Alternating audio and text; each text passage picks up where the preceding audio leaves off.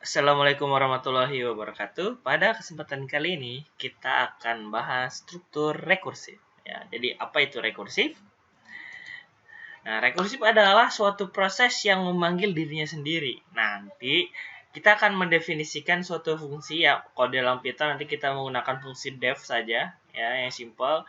Kemudian nanti di dalam fungsi tersebut ada proses pemanggilan nama dari fungsi yang kita definisikan gitu. Jadi dia akan memanggil dirinya sendiri gitu. Nah, di dalam rekursif itu harus ada dua bagian utama.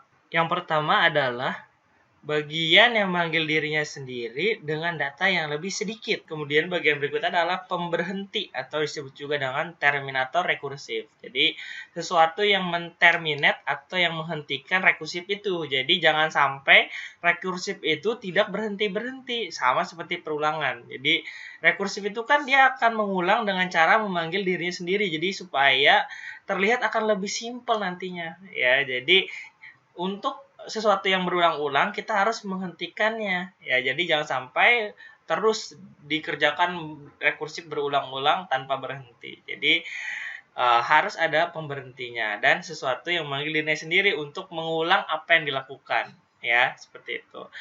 Nah, contoh di sini ini ada masalah memotong roti tawar sampai habis ya. Jadi algoritmanya seperti ini. Jadi jika roti sudah habis, nah ini adalah terminatornya. Jadi jika sudah habis atau potongannya sudah paling tipis, maka potongan roti selesai. Jadi pemotongan roti itu selesai jika rotinya sudah habis atau sudah paling tipis gitu. Nah, jika roti masih bisa dipotong, potong tipis dari tepi roti ya dengan melakukan prosedur 1 dan 2 ya untuk sisa potongannya. Ya. Jadi jika roti masih bisa dipotong, tolong potong paling tipis roti, kemudian lakukan lagi prosedur 1 2 untuk sisa potongannya. Nah, prosedur 1 2 ini kan algoritma utuhnya ya. Jadi yang namanya rekursif ini dia memanggil fungsi secara utuh algoritma tersebut untuk diulangi lagi dari awal ya dengan data yang lebih sedikit. Nah, maka di sini ada sisa potongannya. Jadi dari rekursif ini datanya harus lebih sedikit daripada data sebelumnya. Nah, ini ya. Jadi kriterianya adalah seperti itu, memanggil dirinya sendiri dengan data yang lebih sedikit. Ya, jadi bukan datanya utuh. Ya, jadi memanggil dirinya sendiri dengan data yang lebih sedikit. Nah, itu adalah rekursif. Ya, seperti itu. Fungsi rekursif yang akan kita bahas kali ini adalah fungsi pangkat gitu ya.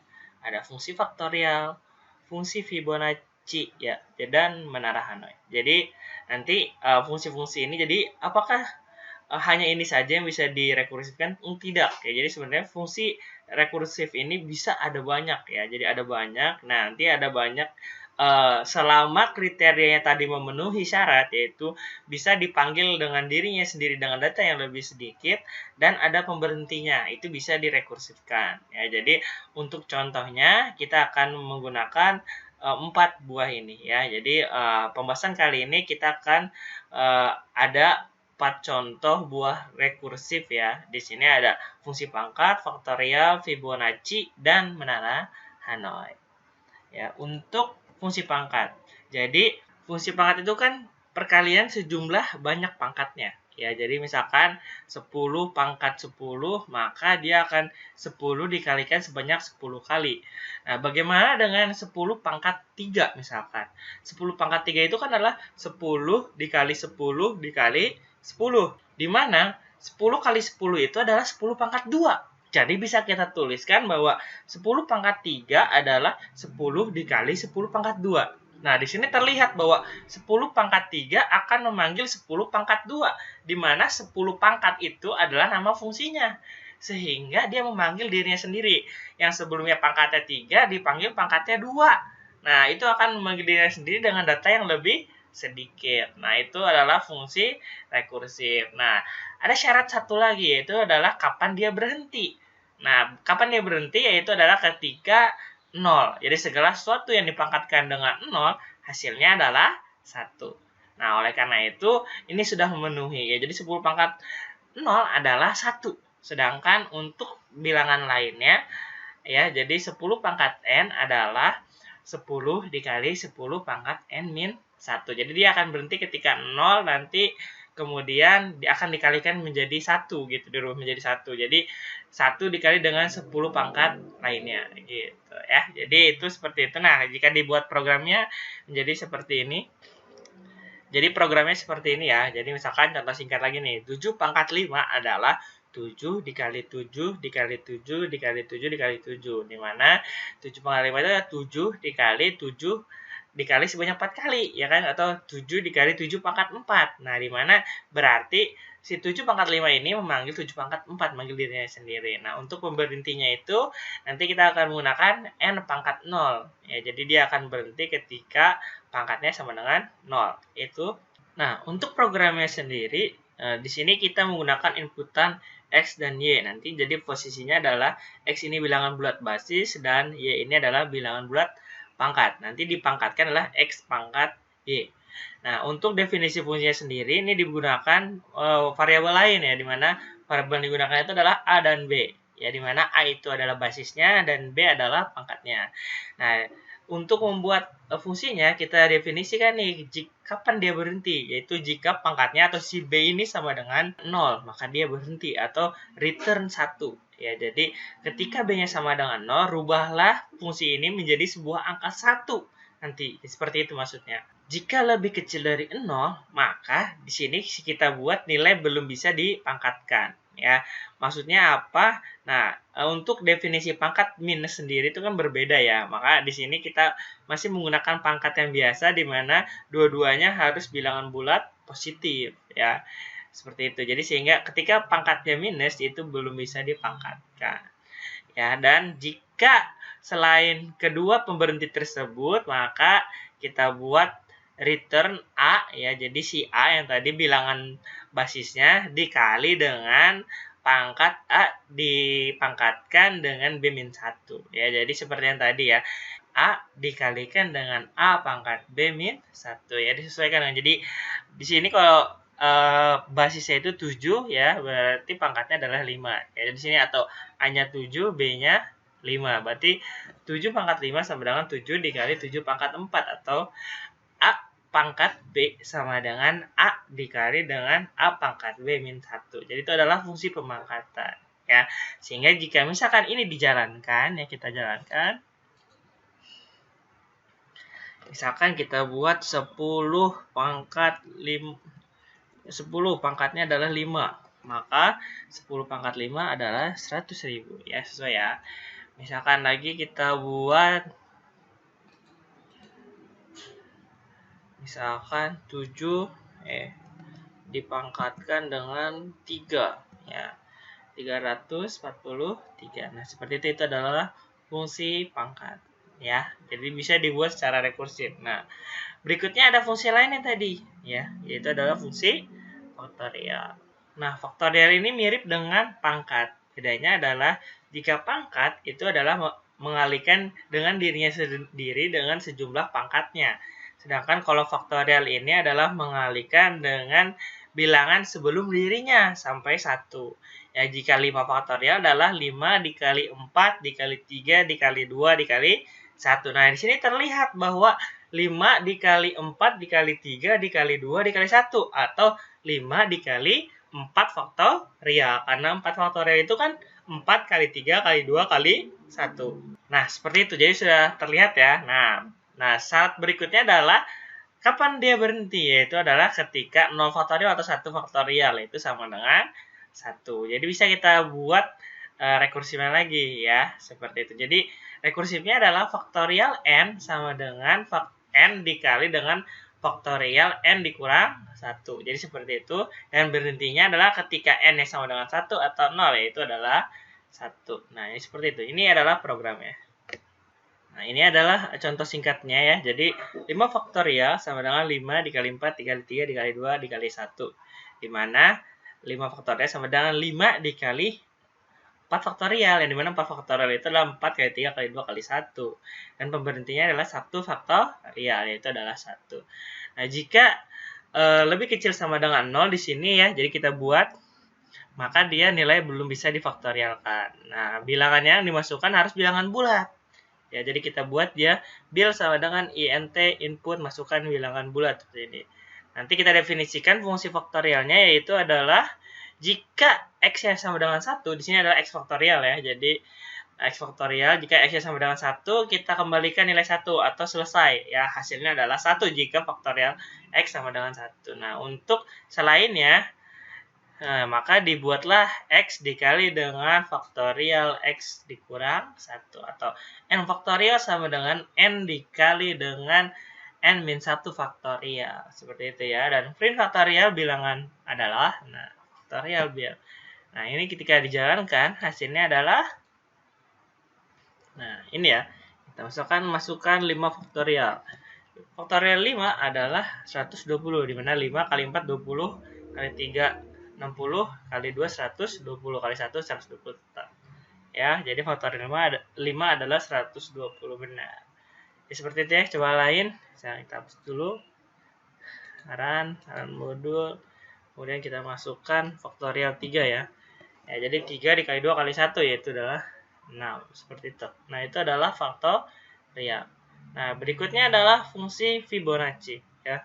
Jadi, fungsi Fibonacci ini adalah sebuah deret. Kita akan mencetak sebuah deret di mana deret Fibonacci itu adalah suatu deret yang dirinya merupakan penjumlahan dari dua deret sebelumnya. Ya, jadi deret keempat adalah penjumlahan deret ketiga ditambah dengan deret kedua. Ya, jadi deret pertama itu adalah 0, deret kedua adalah 1. Nah, untuk deret ketiga adalah berarti penjumlahan dari 0 ditambah 1, yaitu 1. Jadi seperti ini ya. Jadi deret pertama 0, kedua 1, deret ketiga adalah 0 ditambah 1, jadi 1. Deret keempat adalah deret kedua ditambah deret ketiga, yaitu 1 tambah 1, 2. Deret kelima adalah 3, ya. Itu adalah 1 ditambah 2, dan selanjutnya. Jadi seperti itu. Nah, ini bisa kita deskripsikan. Jadi, pemberhentinya akan ada 2 di sini ya, yaitu ketika Fibonacci 1 yaitu adalah 0 dan Fibonacci 2 adalah 1. Nah, untuk selainnya, maka Fibonacci n adalah Fibonacci n-1 ditambah dengan Fibonacci n-2. Seperti itu ya. Jadi dia akan berhenti ketika dia memanggil Fibo 1 dan Fibo 2 ya. Nah, untuk selain itu deretnya tidak bisa didefinisikan ya seperti biasa. Nah, di sini akan ada 2 contoh nih. Jadi supaya terlihat juga bahwa ternyata rekursif itu bisa mempermudah kode program kita. Ya, ini akan ada 2 untuk Fibonacci ini akan ada 2 contoh kode program ya. Jadi kode program pertama yaitu menggunakan perulangan. Nah, dilihat di sini jika menggunakan perulangan deret akan terlihat seperti ini ya. Jadi kita mendefinisikan Fibo 1, Fibo 2 ya, terus definisikan perulangannya, definisikan if-nya dan lain-lain ya. Nah, bagaimana dengan kita menggunakan rekursif ya. Jadi jika menggunakan rekursif hasilnya adalah seperti ini. Nah, ini ya. Ini terlihat jauh lebih simpel kan dibandingkan dengan yang tadi ya. Jadi kita cukup mendefinisikan rekursifnya yang seperti yang tadi. Kapan dia berhenti dan bagaimana jika tidak ya. Ketika dia berhenti itu adalah ketika di sini x-nya sama dengan 2 dan x-nya sama dengan 1 ya, atau x-nya lebih kecil sama dengan 0 di mana mereka deretnya tidak sesuai ya. Jumlah deretnya kan jumlah deret berarti kan harus ada 1 deret atau 2 deret dan selanjutnya ya. Berarti bilangan bulat positif ya. Jadi jika lebih kecil sama dengan 0 maka kita buat aja jumlah deret tidak sesuai ya. Nah, seperti itu. Nah, jadi di sini ketika selain dari itu berhenti maka dia adalah Fibo X dikurang 1 ditambah Fibo X dikurang 2. Untuk mencetaknya di sini kita menggunakan for looping ya, tetap hanya cukup seperti ini ya. Jadi kita buat dari in range n ya, jadi sejumlah deretnya berapa, kemudian nanti karena nilai awalnya adalah for ini adalah 0 maka kita buat ditambah 1 jadi deret pertama. Jadi di 0 itu kita ditambahkan 1 jadi 1 ya. Jadi deret 1 maksudnya nilainya berapa, deret 2 berapa, dan selanjutnya berapa. Ini kalau dijalankan hasilnya adalah, ini kita samakan ya dengan yang ada di slide tadi 8. Nah, ini sama ya. Jadi 8 deret Fibonacci adalah pertama 0. Kemudian 1, 0 tambah 1, 1. Kemudian 1 tambah 1, 2. Kemudian 1 tambah 2, 3. Ya, 2 tambah 3, 5. Ya, 3 tambah 5, 8. 8 tambah 5, 13. Ini adalah deret Fibonacci. Nah, itu ya. Jadi di sini terlihat bahwa rekursif itu bisa mempersingkat kode program kita gitu. Jadi lebih rapih juga. Ya, seperti itu ya. Nah, berikutnya adalah nih yang lumayan seru ya, adalah menara Hanoi. Nah, ini adalah menara Hanoi. Di mana konsep dari menara Hanoi ini adalah memindahkan batu dari tiang asal ke tiang tujuan dengan beberapa syarat. Syarat pertama adalah batunya hanya bisa dipindahkan satu persatu. Syarat berikutnya adalah batu yang lebih kecil tidak boleh ditaruh di bawah batu yang lebih besar. Jadi nggak boleh ada batu yang lebih kecil, ya jadi dipindahkan. Jadi nggak boleh membuat piramida terbalik, ya. Jadi harus berbentuk seperti piramida selalu, ya. Jadi batu yang lebih kecil harus berada di atas batu yang lebih besar, tidak boleh sebaliknya. Jadi langkah dibuat satu-satu. Nah, untuk memindahkan kan tidak mungkin kita langsung pindahkan ke tiang tujuan. Ya, kenapa? Karena akan menjadikan piramida terbalik. Oleh karena itu kita di sini butuh tiang bantuan. Ya, nanti akan ada tiang A, B, C ya. Tiang asalnya adalah A, tiang bantuannya B, dan tiang tujuannya adalah C. Nah, jika kapan berhenti nanti akan dibahas di berikutnya ya. Nah, ini biar lebih terlihat dulu. Contohnya seperti ini. Nah, misalkan ini ada ilustrasi menara Hanoi satu batu. Ya, jika batunya hanya satu, maka kita bisa langsung pindahkan dari tiang awal ke tiang tujuan, atau pindahkan dari A langsung ke C ya, tanpa ada langkah berikutnya ya. Jadi kita langsung pindahkan saja dari A langsung ke C. Ya, seperti ini ya. Nah, bagaimana jika batunya ada dua? Nah, ingat konsepnya adalah batu yang lebih kecil tidak boleh berada di bawah batu yang lebih besar. Sehingga untuk memindahkan dari A ke C, ya jadi kita pindahkan dulu yang paling kecil ini ya, dari A ke B. Ya, jadi pindahkan dulu dari A ke B ya. Jadi seperti ini. Nah, kemudian kita baru pindahkan tuh yang besar ini, yang merah ini ke C, dari A ke C berarti ya. Jadi langkah kedua adalah kita pindahkan dari A ke C. Ya, nah setelah itu baru kita bisa pindahkan nih batu yang lebih kecil di atas yang lebih besar, yaitu dari B ke C. Sehingga hasilnya adalah seperti ini. Nah, itu kalau batunya hanya ada dua. Bagaimana jika batunya ada 3, 4, dan selanjutnya? Nah, ini kan akan cukup sulit ya.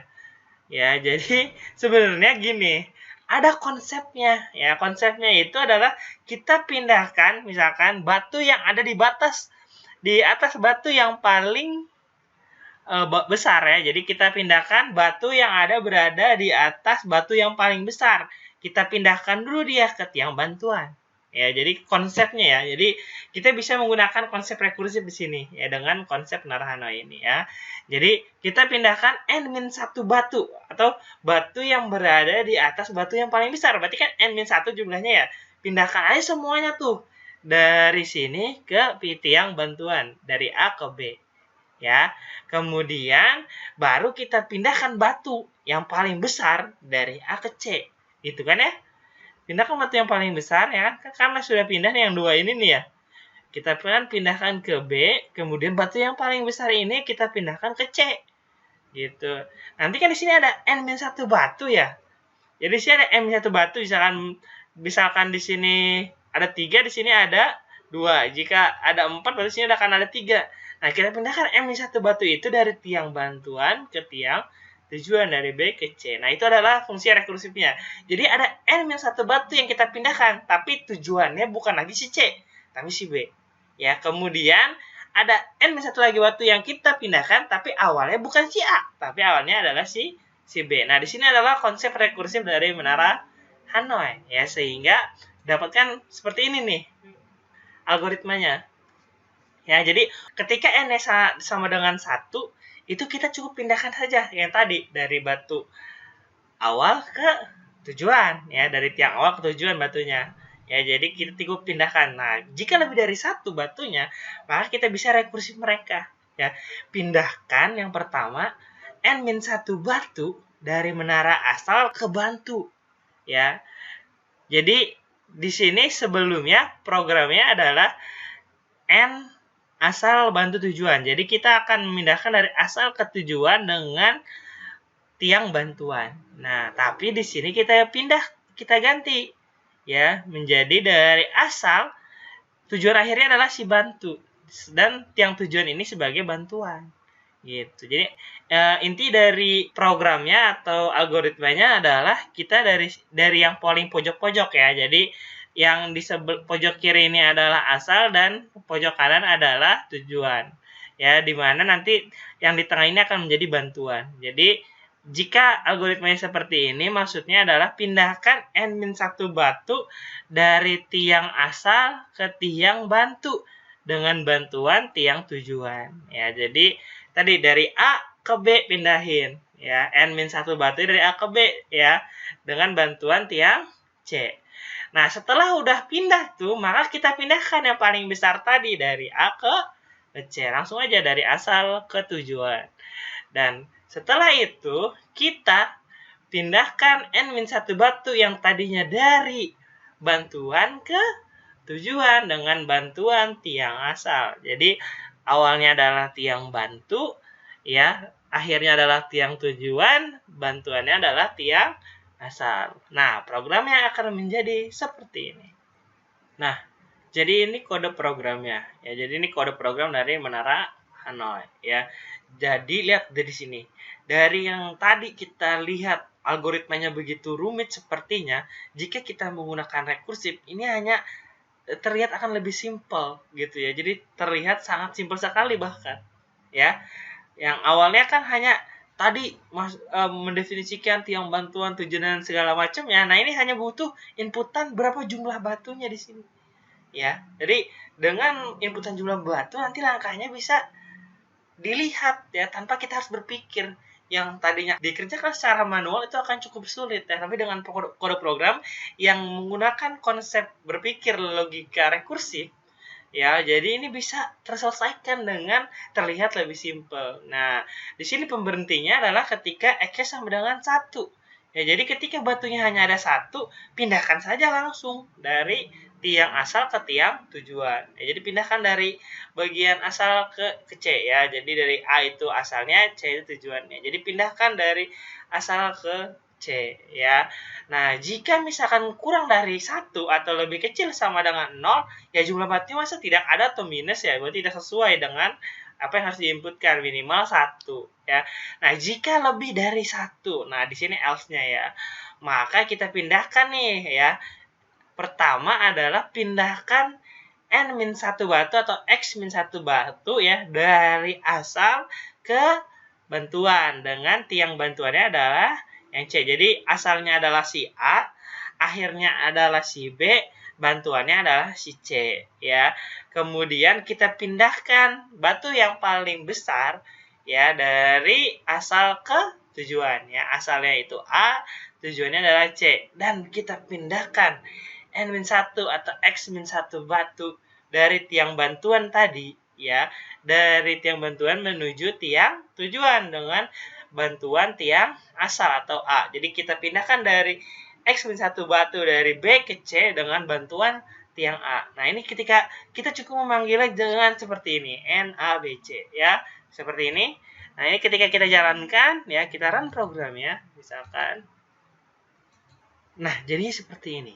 Ya, coba kita masukkan 3 yang tadi kita ingin selesaikan ya, 3.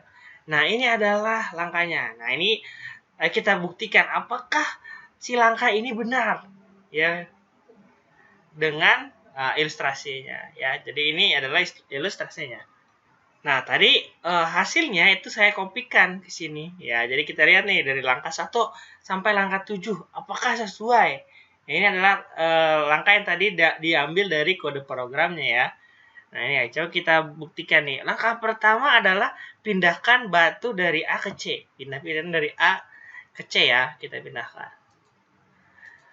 Nah, ini dia. Langkah kedua adalah pindahkan dari A ke B, atau pindahkan dari yang batu dari sini ke B. Ya. Nah, langkah ketiga adalah pindahkan dari C ke B. Ya, dari C ke B. Jadi dari sini ke sini. Ya. Nah, dari sini terlihat ya enggak? Bahwa kita sudah memindahkan n-1 batu ya dari tiang asal ke tiang bantuan. Dan langkah berikutnya adalah pindahkan batu yang paling besar dari tiang asal ke tiang tujuan. Ya, jadi pindahkan dari A ke C. Ini adalah langkah keempat ya, pindahkan tuh ya. Dan langkah berikutnya adalah pindahkan N-1 batu nih dari tiang bantuan ke tiang tujuan dengan bantuan tiang asal. Ya, ini adalah konsepnya saja ya. Dan biarkan si komputer yang berpikir di sini. Langkahnya dari seperti apa? Seperti itu. Itu adalah rekursif. Jika misalkan ada algoritma yang langkahnya kita tidak bisa menebaknya seperti apa, ya, tapi mereka bisa dikerjakan secara rekursif, ini akan sangat membantu sekali ya untuk komputer menyelesaikannya. Ya, jadi kita tanpa harus berpikir harus kemana ya. Dan ini bisa diselesaikan oleh si komputer tanpa kita mengetahui bahwa apakah benar. Dia hanya bisa di-proving saja. Nanti kita proving apakah algoritma yang dijalankan komputer itu sesuai atau tidak gitu. Jika sesuai, ini bisa digunakan untuk jumlah langkah yang lebih banyak gitu ya. Jadi bisa digunakan untuk data yang lebih besar nantinya ya. Jadi itu ya, seperti itu adalah fungsi dari rekursif ya. Nah, berikutnya kita lanjut nih. Langkah kelima berikutnya ya. Ini kan langkah keempat ya. Jadi pindahkan dari B ke A. Jadi dipindahkan dulu dari B ke A. Ya. Nah, langkah keenam adalah pindahkan dari B ke C ya. Dari B ke C, dan terakhir adalah pindahkan dari A ke C. Ya, seperti itu. Nah, ini adalah yang 3 batu. Bagaimana yang 4 batu? Jika ada 4 bagaimana? Ya, kita jalankan. Coba 4. Nah, seperti itu. Ya. Nanti ini bisa dicoba sendiri ya hasilnya ya. Nah, ini jika kita lihat langkahnya ada 15. Ya. Nah, jadi kalau batunya 1, itu langkahnya cuma ada 1. Kalau batunya 2, langkahnya ada 3. Kalau batunya ada 3, langkahnya ada 7. Kalau batunya ada 4, langkahnya ada 15.